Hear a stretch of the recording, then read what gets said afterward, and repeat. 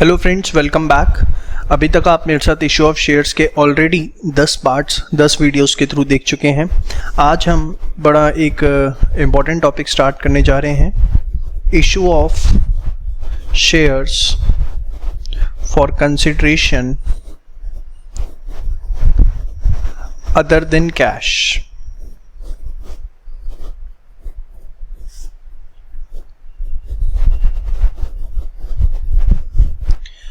देखिए, issue of shares for consideration. Consideration का मतलब क्या होता है?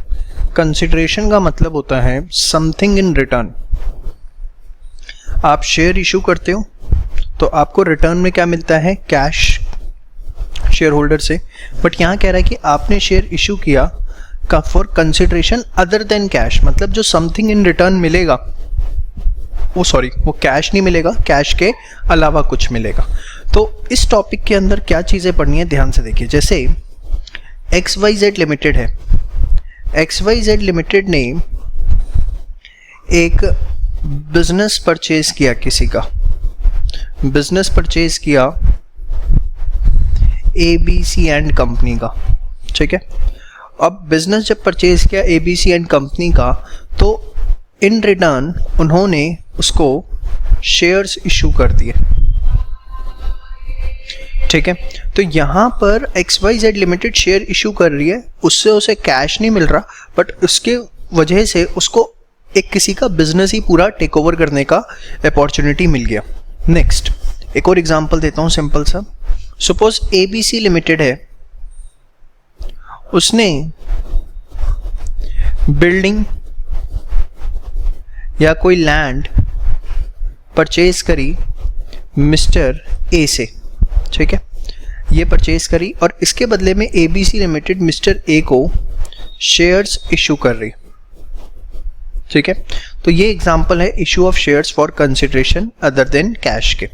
अब ध्यान से देखिए आगे कि एंट्रीज किस तरीके से होती हैं इसके अंदर।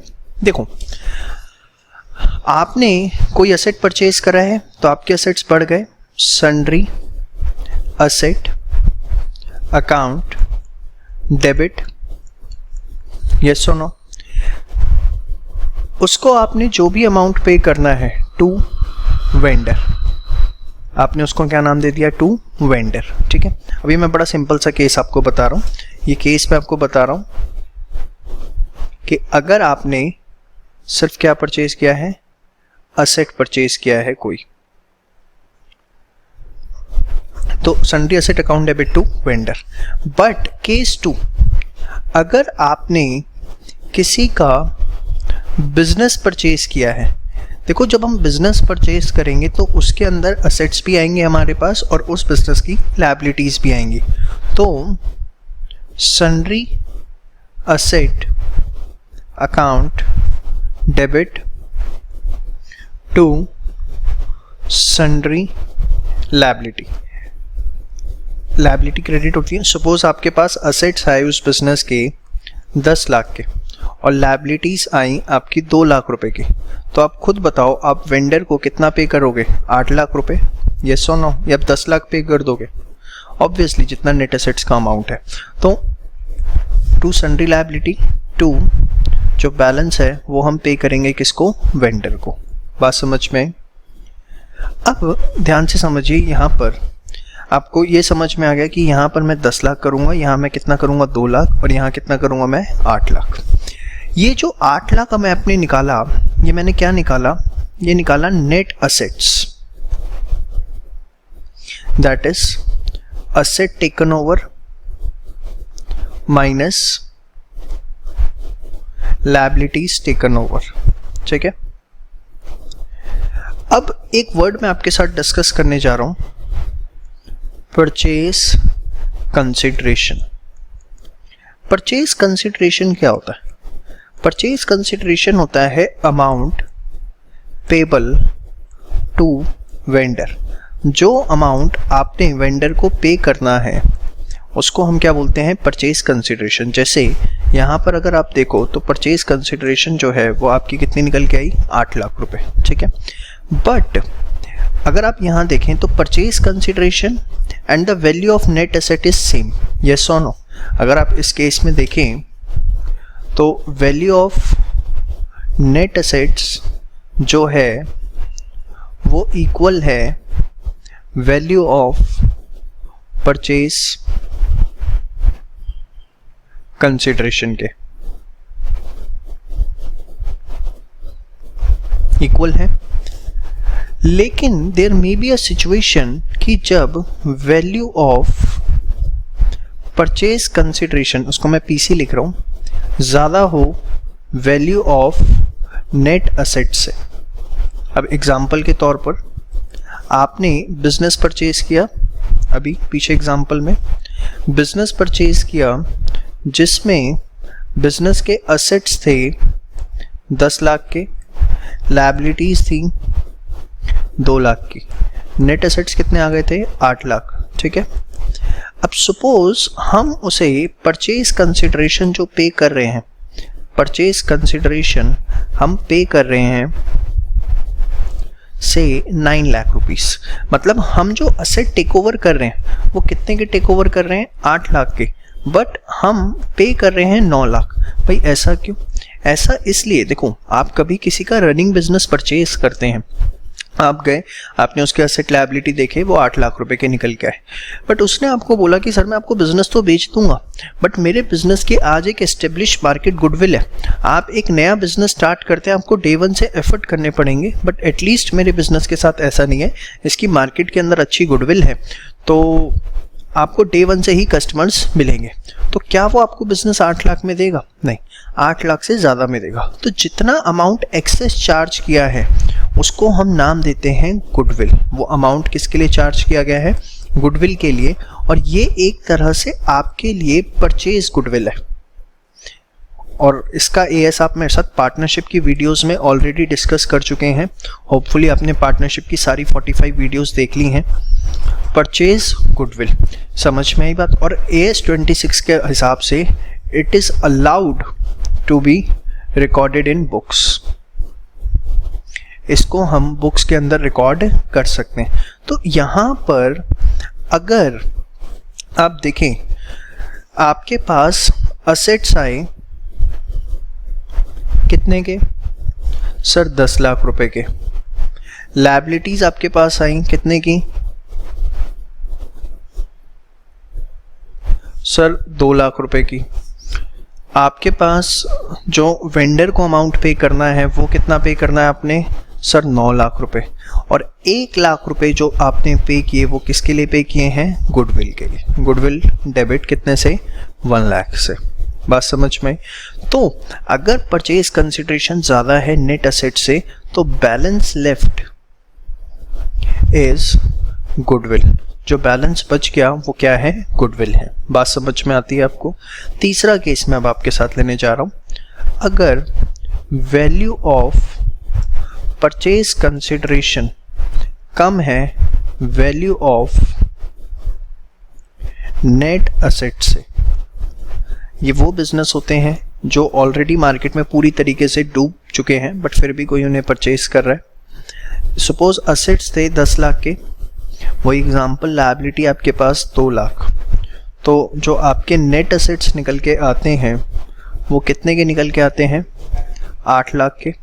अब सपोज परचेज कंसिडरेशन जो है, परचेज कंसिडरेशन हमारी यहाँ पर है से 7 लाख, तो आप जो है कम पे कर रहे हो, मतलब आपको 8 लाख का बिजनेस किसी का कितने में मिल रहा है? 7 लाख पे मिल रहा है। तो ये एक तरह से आपके लिए प्रॉफिट है, वो भी किस नेचर का?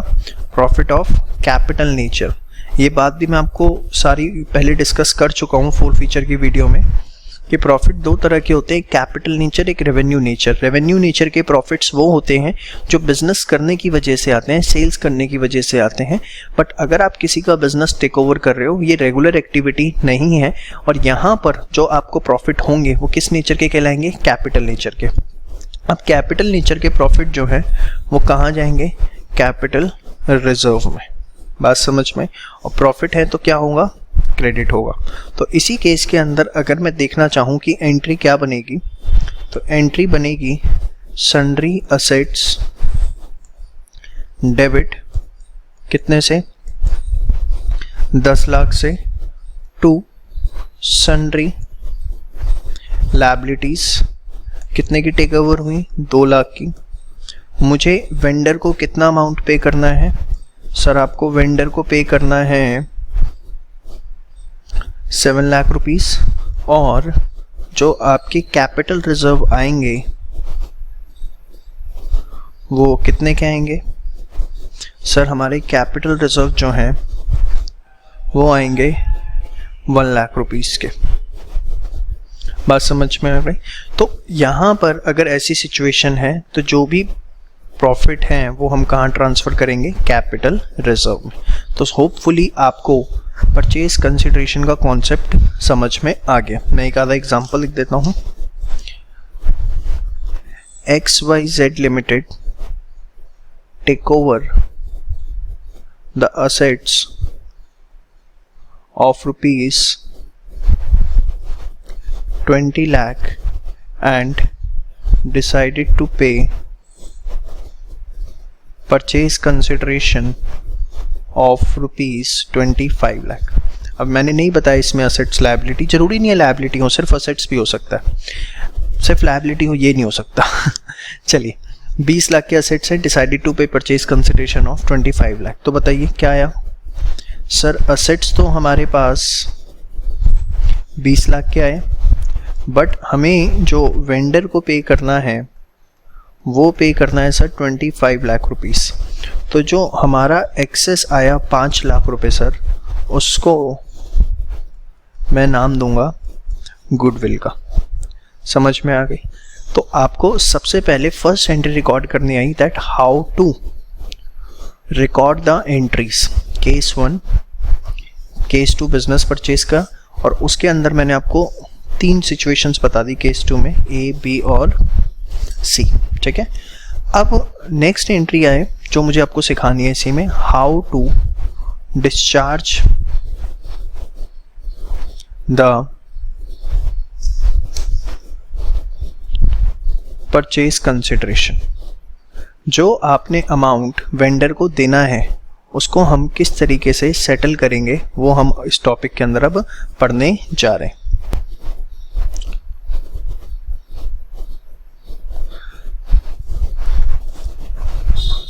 ध्यान से देखिए, इस टॉपिक की आपको हेडिंग ही दिख रहा होगा, issue of shares for consideration other than cash. मतलब यहां हम परचेज कंसिडरेशन डिस्चार्ज करने जा रहे हैं by way of issuing the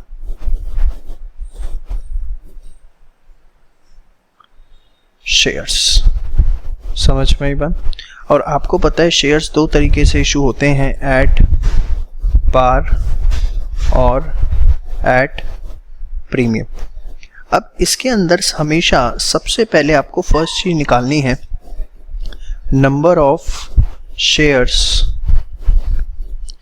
two be issued, जिसके लिए आप क्या करोगे,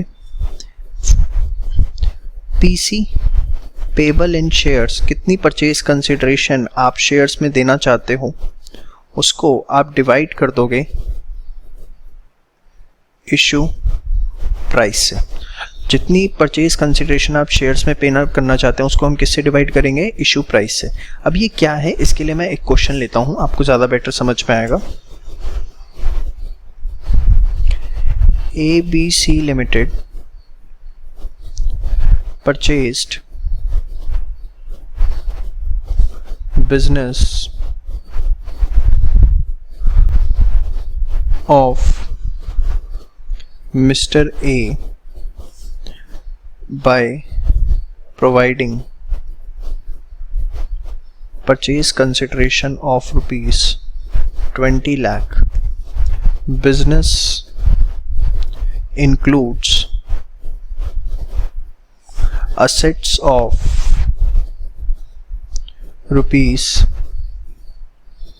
25 lakh and liabilities of rupees 10 lakh. Business के अंदर जो है असेट है 25 लाख की और लायबिलिटी कितने की है? 10 लाख रुपए की। केस 1, शेयर्स आर, या मैं थोड़ा सा इसको और इलेबोरेट कर देता हूं।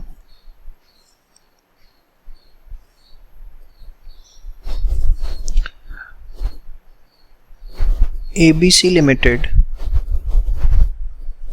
paid cash of rupees 10 lakh and balance by issuing shares। उसमें मैंने दो केस बना दिए, एट पार और second at premium of rupees 2 पर शेयर। ठीक है जी। अब ध्यान से देखिए, सबसे पहले आपको क्वेश्चन के अंदर वर्किंग नोट तैयार करना है, नेट असेट्स निकालने हैं। नेट असेट्स क्या होते हैं? असेट्स माइनस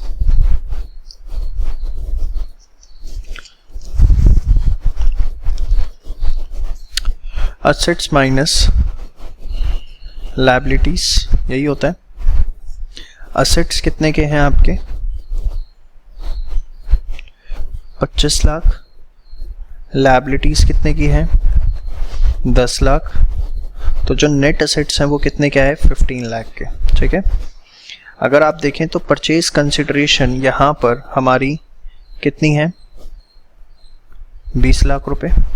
तो ये जो डिफरेंस है ये क्या है आपका? गुडविल है, कितने की? 5 लाख। ये आपने एक सबसे पहले बेसिक वर्किंग नोट तैयार कर लिया। अब आप एंट्री रिकॉर्ड करिए, सन्ड्री असेट्स डेबिट, गुडविल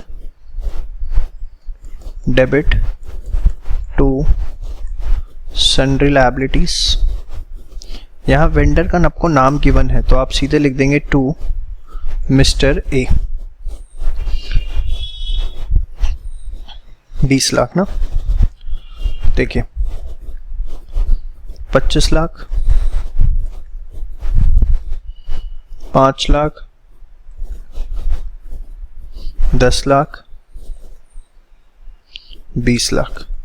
अब उसने क्वेश्चन में आपको एक इंस्ट्रक्शन दी है कि मिस्टर ए को हमने कैश पे किया 10 लाख रुपए का। ठीक है।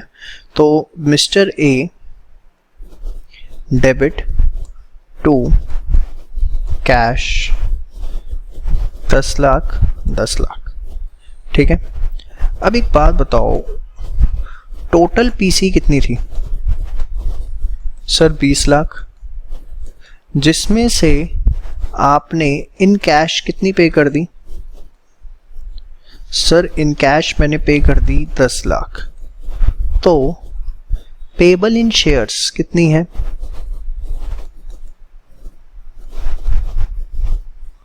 10 लाख। यस और नो? ये आपको वर्किंग नोट ऐसे ही तैयार करना है। फिर नंबर ऑफ शेयर्स आपको निकालने हैं। तो मैंने आपको बताया था PC payable in shares, yes और नो? केस 1। अब केस 1 अगर आप देखें तो एट पार, मतलब हमने 10 का शेयर 10 में ही इशू किया होगा। तो आपके कितने शेयर्स आ गए? 1 लाख शेयर्स आपने इशू किए हैं। तो केस 1 में अगर मैं बताऊं कि हम क्या करेंगे, ए डेबिट टू शेयर कैपिटल कितना? 10 लाख 10 लाख। समझ में आई बात? और अगर यही मेरा केस 2 है, केस 2 के अंदर मैंने शेयर्स किस पे इशू करे हैं? प्रीमियम पे। तो मैं जो नंबर ऑफ शेयर्स निकालूंगा 10 लाख, कितने प्रीमियम पे इशू किए हैं? सर 2 रुपए। तो देखिए मैंने आपको क्या लिखवाया था? Issue price. अगर 2 रुपए प्रीमियम पे आप इशू कर रहे हैं तो आपका जो इशू प्राइस है वो कितना हो जाता है? 12 हो जाता है। तो अगर मैं 10 लाख बटा 12 करता हूं तो ये आता है 83,333 शेयर्स। आपको डेसिमल के बाद इग्नोर करना है। जैसे अब यहाँ 83,333.333 आ रहा है, इनफैक्ट ये 83,333.99 भी आ रहा होता, तो डेसिमल वाला आपको इग्नोर करना है। आपको राउंड ऑफ नहीं करना है। Please do not round of. Exam में मत लिखाना ये। Please do not round of, ignore decimal only. समझ में आई बात? ये बात आपको ध्यान रखनी है। अब इसकी एंट्री हम कैसे करेंगे, ध्यान से देखिए। A debit to share capital to security premium. कितना अमाउंट है ये? 10 लाख। शेयर कैपिटल 83,333 है, तो ये आपका आ गया 8,33,330। कैसे आया समझ में आपको? 8, मैं थोड़ा साइड में लिख रहा हूँ, 10 रुपए की फेस वैल्यू है। प्रीमियम में कितना आएगा बताओ? 8 इंटू 2, देखें कितना आता है? 166,666 833,330। तो अगर आप देखें तो आपके पास बैलेंस बच गया 4 का, जिसको आप लिख देंगे टू कैश। अगर फ्रैक्शन का क्वेश्चन है तो आपने पहली चीज राउंड ऑफ नहीं करना, डेसिमल इग्नोर करनी है, 0.99 भी है तो भी। और सेकंड चीज, जो आपके पास बैलेंस बच जाएगा उसको आप किस में पे कर देंगे? कैश में। समझ में आई बात? तो this is the way out to discharge the purchase consideration. किस तरीके से हमें पीसी डिस्चार्ज करनी है, ठीक है। एक छोटा सा क्वेश्चन मैं लास्ट और ले रहा हूँ, उसके बाद आपको कोई दिक्कत किसी तरह के क्वेश्चन में नहीं आएगी। XYZ limited purchased asset of rupees 10 lakh and discharged vendor by giving cash of rupees 2 lakh and shares, and in fact अगर मैं लिखूं and 10,000 shares, sorry 90,000 shares at premium of 1 per share। अब देखिए ये question आप एक और कर लीजिए, फिर आपको कोई दिक्कत नहीं है। पास जर्नल समझिए इस चीज को जरा। देखिए बेटा, हमने असेट परचेज करे 10 लाख की, ये बात की बात है। अभी आपने परचेज कंसिडरेशन में क्या क्या दिया? यहाँ परचेज कंसिडरेशन उसने आपको ऐसे बताई है कि परचेज कंसिडरेशन में मैंने कैश दिया। कैश दिया कितने का? 2 लाख रुपए का, प्लस हमने शेयर्स दिए। और शेयर्स कैसे दिए? 90,000 शेयर्स, 1 रुपये प्रीमियम 11 से, तो कितना आ गया? 9,90,000। तो टोटल अमाउंट जो हमने पे किया, कितना पे किया? 11,90,000। बात समझ में? कैश, ये आपने परचेज कंसिडरेशन दी, कैश में इतनी और शेयर्स में इतनी। अब अगर आप देखें तो आप जो असेट परचेज कर रहे हैं वो कितने के परचेज कर रहे हैं? 10 लाख रुपए के। ये सुनो, इस क्वेश्चन में शेयर्स आपको बता दिया उसने, कैश बता दिया, पीसी आपके पास आ गई, क्योंकि पीसी या तो कैश में जाती है शेयर्स में। नेट एसेट्स कितने के आ गए? 10 लाख। ज़्यादा दे रहे हो कम दे रहे हो? ज़्यादा दे रहे हैं सर, तो गुडविल आ गई कितनी? 1,90,000। पहला काम है आपको वर्किंग नोट बनाना, issue of shares to vendors for consideration other than cash में, ठीक है। तो अब देखिए यहाँ पर मैं एंट्री क्या करने वाला हूँ, सन्ड्री असेट डेबिट, ठीक है, टू सॉरी गुडविल भी है, sundry asset debit goodwill debit to vendor, ठीक है बेटा। कितना? 10 लाख। गुडविल कितनी सर? 1,90,000 और यहाँ पर 11,90,000। और उसके बाद हम क्या करेंगे? वेंडर डेबिट टू इक्विटी, और सॉरी कैश भी दे रहे हैं हम, और इसमें मैं मर्जी कर देता हूँ शेयर कैपिटल, और यहाँ पर सिक्योरिटी प्रीमियम भी है। वैसे एंट्री अलग ही करना एग्ज़ाम में ज़्यादा बेटर है, नहीं तो कंफ्यूज हो जाओगे। 11,90,000। कैश कितना दे रहे हैं हम? 2 लाख। शेयर्स कितने दे रहे हैं? 90,000। तो 90,000 इंटू 10 कितना? 9 लाख। और प्रीमियम में कितना? 90,000, दैट इज 90,000 इंटू 1। ठीक है बेटा, तो ये था आपका topic, issue of shares for consideration other than cash. Hopefully मैं आपको समझा पाया हूँ।